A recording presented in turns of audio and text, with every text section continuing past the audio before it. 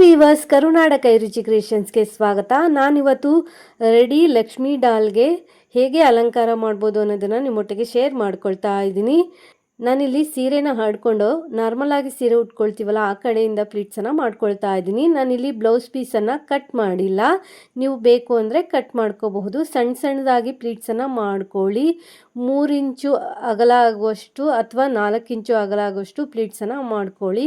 ಒಂದು 25ರಿಂದ 30 ಪ್ಲೀಟ್ಸನ್ನು ನೀವಿಲ್ಲಿ ಮಾಡ್ಕೋಬೋದು. ಬ್ಲೌಸ್ ಪೀಸ್ ಏನಾದರೂ ಕಟ್ ಮಾಡಿದರೆ ಒಂದು 25 ಪ್ಲೀಟ್ಸನ್ನು ಮಾಡ್ಕೊಳ್ಳಿ.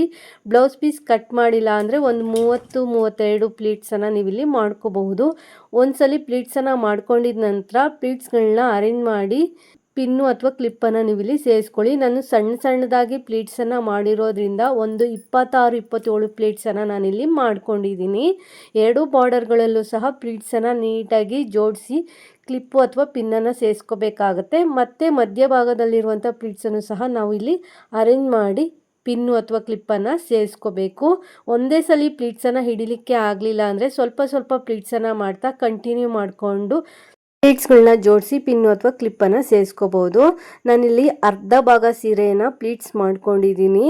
ಹಾಗೆ ಸೆರಗನ್ನು ನಾನಿಲ್ಲಿ ಪ್ಲೀಟ್ಸ್ ಮಾಡ್ಕೊಳ್ತಾ ಇದ್ದೀನಿ. ಮಧ್ಯಭಾಗಕ್ಕೆ ಫೋಲ್ಡ್ ಮಾಡಿಕೊಂಡು ಸಣ್ಣದಾಗಿ ಸೆರಗನ್ನು ನಾನಿಲ್ಲಿ ಪ್ಲೀಟ್ಸ್ ಮಾಡ್ಕೊಂಡಿದ್ದೀನಿ. 3-4 ಇಂಚು ಅಗಲ ಆಗುವಷ್ಟು ಸೆರಗನ್ನು ನಾವಿಲ್ಲಿ ಪ್ಲೀಟ್ಸ್ ಮಾಡ್ಕೋಬೇಕಾಗುತ್ತೆ.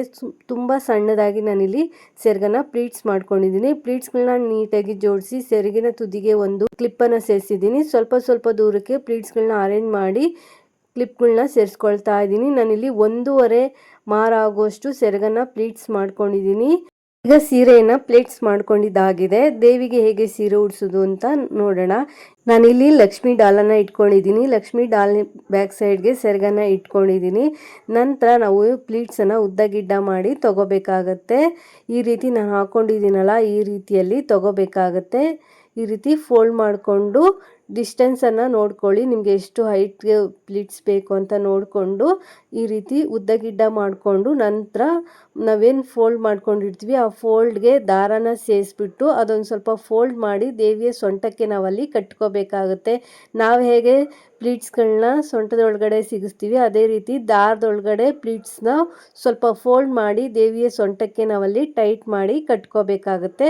ಕಟ್ಕೊಂಡು ನಾವು ಶಾರ್ಟಾಗಿ ಏನು ಪ್ಲೀಟ್ಸ್ನ ಬಿಟ್ಟಿದ್ವಿ ಅದನ್ನ ಎತ್ತಿಟ್ಕೊಂಡು ಉದ್ದಕ್ಕೆ ನಾವೇನು ಪ್ಲೀಟ್ಸನ್ನು ಬಿಟ್ಕೊಂಡಿರ್ತೀವಿ ಆ ತುದಿಯನ್ನು ದೇವಿಯ ಕಾಲಿನ ಮೇಲ್ಗಡೆ ತಗೊಂಡೋಗಿ ದೇವಿಯ ಕಾಲಿಗೆ ಸುತ್ತಬಿಟ್ಟು ನಾವಲ್ಲಿ ಕವರ್ ಮಾಡ್ಕೋಬೇಕಾಗತ್ತೆ. ದೇವಿಗೆ ನಾವು ಎಲ್ಲಿ ಗೆಜ್ಜೆ ಕಟ್ತೀವಿ ಅಲ್ಲಿ ಬಾರ್ಡರ್ನ ಹೈಲೈಟೆಡ್ ಆಗಿ ಮಾಡಿಕೊಂಡು ನೀಟಾಗಿ ಒಂದು ರೌಂಡು ಸುತ್ತಕೊಂಡು ನಾವಲ್ಲೊಂದು ಸೇಫ್ಟಿ ಪಿನ್ನನ್ನು ಸೇರಿಸ್ಕೋಬೇಕು. ಹಾಗೆ ದೇವಿಯ ಮೊಣಕಾಲಿನ ಕೆಳಗಡೆನೂ ಸಹ ಗುಂಡ್ ಪಿನ್ನು ಅಥವಾ ಸೇಫ್ಟಿ ಪಿನ್ನನ್ನು ಸೇರಿಸ್ಬಿಟ್ಟು ನಾವಲ್ಲೊಂದು ನೀಟಾಗಿ ಒಂದು ಶೇಪನ್ನು ಕೊಟ್ಕೋಬೇಕು. ಪ್ಲೀಟ್ಸ್ ಕಡೆಯಿಂದ ಬಾರ್ಡರ್ನ ದೇವಿಯ ಮೊಣಕಾಲಿನ ಮೇಲೆ ತಗೊಂಡು ಹೋಗಿ ತೊಡೆ ಭಾಗದಲ್ಲಿ ಒಂದು ಪಿನ್ನನ್ನು ನಾವಲ್ಲಿ ಸೇರಿಸ್ಕೊಂಡು ಸೆಕ್ಯೂರ್ ಮಾಡ್ಕೋಬೇಕಾಗತ್ತೆ. ನಾನಿಲ್ಲಿ ಡಾಲ್ಗೆ ದೇವಿಯ ಕೈಕಾಲುಗಳನ್ನ ಸ್ಟಿಚ್ ಮಾಡಿದ್ರು, ಆ ಸ್ಟಿಚ್ಗಳನ್ನ ಬಿಚ್ಕೊಂಡಿದ್ದೀನಿ.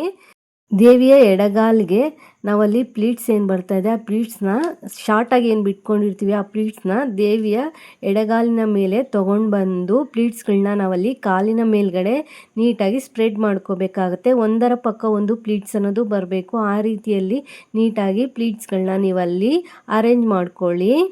ನಾನಲ್ಲಿ ಕಾಲುಗಳಿಗೆ ಸ್ಟಿಚ್ ಮಾಡಿರುವಂಥ ದಾರನ ಬಿಚ್ಕೊಂಡಿರೋದ್ರಿಂದ ಕಾಲುಗಳನ್ನ ಈಸಿಯಾಗಿ ಮೂಮೆಂಟ್ ಮಾಡ್ತಾ ಇದ್ದೀನಿ. ದೇವಿಯ ಕಾಲಿನ ಮೇಲೆ ಪ್ಲೀಟ್ಸ್ಗಳನ್ನ ನೀಟಾಗಿ ಅರೇಂಜ್ ಮಾಡ್ಕೊಂಡ ನಂತರ ಪ್ಲೀಟ್ಸ್ನ ತುದಿಯನ್ನು ದೇವಿಯ ಕಾಲಿನ ಕೆಳಗಡೆಗೆ ಸೇರಿಸಿ ಒಂದು ಶೇಪನ್ನು ಕೊಟ್ಕೋಬೇಕಾಗತ್ತೆ. ನಾನು ಈ ರೀತಿ ಸೇರಿಸ್ತಾ ಇದ್ದೀನಲ್ಲ ಆ ರೀತಿ ಸೇರಿಸ್ಬಿಟ್ಟು ನೀಟಾಗಿ ಒಂದು ಶೇಪನ್ನು ಕೊಟ್ಕೊಳ್ಳಿ.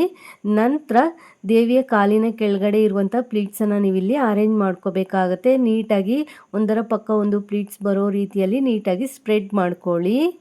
ಉದ್ದಗಿಡ್ಡ ಬಾರ್ಡ್ರ್ ಇರೋವಂಥ ಸೀರೆ ತೊಗೊಂಡ್ರೆ ನಾವು ಈ ರೀತಿಯಾಗಿ ಅಲಂಕಾರನ ಮಾಡ್ಕೋಬಹುದು. ಪ್ಲೀಟ್ಸ್ಗಳನ್ನ ನಾವಲ್ಲಿ ನೀಟಾಗಿ ಅರೇಂಜ್ ಮಾಡ್ಕೋಬೇಕಾಗತ್ತೆ. ಎಷ್ಟು ನೀಟಾಗಿ ಅರೇಂಜ್ ಮಾಡ್ಕೊಳ್ತೀವಿ ಅಷ್ಟು ನೀಟಾಗಿ ಕಾಣಿಸುತ್ತೆ. ನಾನೀಗ ಪ್ಲೀಟ್ಸ್ಗಳನ್ನೆಲ್ಲ ಅರೇಂಜ್ ಮಾಡ್ಕೊಂಡ ನಂತರ ದೇವಿಯ ಕಾಲಿನ ಪೊಸಿಷನ್ ಕರೆಕ್ಟಾಗಿದೆಯಾ ಅಂತ ನೋಡ್ಕೊಂಡಿದ್ದೀನಿ.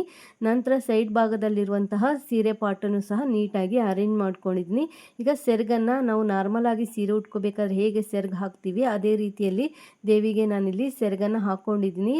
ಲೆಂತ್ ನೋಡಿಕೊಂಡು ಎಷ್ಟು ಉದ್ದ ಬೇಕೋ ಅಷ್ಟು ಉದ್ದನ ದೇವಿಯ ಬ್ಯಾಕ್ ಸೈಡ್ಗೆ ಸೇರಿಸಿ ಭುಜದ ಮೇಲೆ ಪ್ಲೀಟ್ಸ್ಗಳನ್ನ ಅರೇಂಜ್ ಮಾಡಿ ದೇವಿಯ ಭುಜಕ್ಕೆ ಒಂದು ಪಿನ್ನನ್ನು ಸೇರಿಸಿ ನಂತರ ಫ್ರಂಟ್ ಭಾಗದಲ್ಲಿ ಪ್ಲೀಟ್ಸ್ಗಳನ್ನ ನಾವಲ್ಲಿ ಸ್ಪ್ರೆಡ್ ಮಾಡ್ಕೋಬೇಕಾಗತ್ತೆ. ದೇವಿಯ ಚೆಸ್ಟ್ ಭಾಗದಲ್ಲಿ ಪ್ಲೀಟ್ಸ್ಗಳನ್ನ ನೀಟಾಗಿ ಸ್ಪ್ರೆಡ್ ಮಾಡ್ಕೋಬೇಕು. ನಾನು ಸ್ಪ್ರೆಡ್ ಮಾಡ್ಕೊಂಡಿದ್ದೀನಲ್ಲ, ಈ ರೀತಿಯಲ್ಲಿ ಸ್ಪ್ರೆಡ್ ಮಾಡ್ಕೋಬೇಕು. ಅದಕ್ಕೆ ಪ್ಲೀಟ್ಸನ್ನು ನಾವು ಸಣ್ಣದಾಗಿ ಮಾಡ್ಕೋಬೇಕಾಗತ್ತೆ. ಸೆರಗಿನ ತುದಿಯನ್ನು ದೇವಿಯ ಬಲಗಡೆ ಭುಜದಿಂದ ಮುಂಭಾಗಕ್ಕೆ ತಗೊಂಡು ಬಂದು ಪ್ಲೀಟ್ಸ್ ಏನು ಮಾಡಿರ್ತೀವಿ, ಸೆರಗು ಏನು ಹಾಕಿರ್ತೀವಿ, ಸೆರಗಿನ ಒಳಭಾಗದಿಂದ ತಗೊಂಡು ದೇವಿಯ ಕಾಲಿನ ಕೆಳಗಡೆಗೆ ಸೇರಿಸಿ ಬ್ಯಾಕ್ ಸೈಡ್ಗೆ ಎಕ್ಸ್ಟ್ರಾ ಇರುವಂತಹ ಸೆರಗನ್ನು ಸೇರಿಸ್ಕೊಳ್ತಾ ಇದ್ದೀನಿ.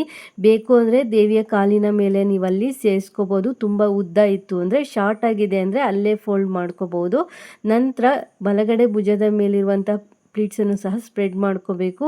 ಎಡಗಡೆ ಭುಜದಲ್ಲಿರುವಂತಹ ಪ್ಲೀಟ್ಸನ್ನು ನೀಟಾಗಿ ಅರೇಂಜ್ ಮಾಡಿಕೊಂಡು ಫ್ರಂಟ್ ಭಾಗದಲ್ಲಿ ನೀಟಾಗಿ ಕಾಣಿಸ್ತಾ ಇದೆಯಾ ಅಂತ ನೋಡಿಕೊಂಡು ದೇವಿಯ ಸೊಂಟಕ್ಕೆ ಒಂದು ಶೇಪನ್ನು ಕೊಟ್ಕೊಂಡು ನಾವಿಲ್ಲಿ ಡಾಬನ್ನು ಸೇರಿಸ್ಕೋಬೇಕಾಗತ್ತೆ. ನಾನಿಲ್ಲಿ ಡಾಬನ್ನು ಸೇರಿಸ್ಕೊಳ್ತಾ ಇದ್ದೀನಿ. ಬಾಡಿ ಪಾರ್ಟ್ ತುಂಬ ಶಾರ್ಟ್ ಆಗಿರೋದ್ರಿಂದ ಚಿಕ್ಕದಾಗಿರುವಂತಹ ಡಾಬನ್ನು ಸೇರಿಸ್ಕೊಳ್ಳಿ.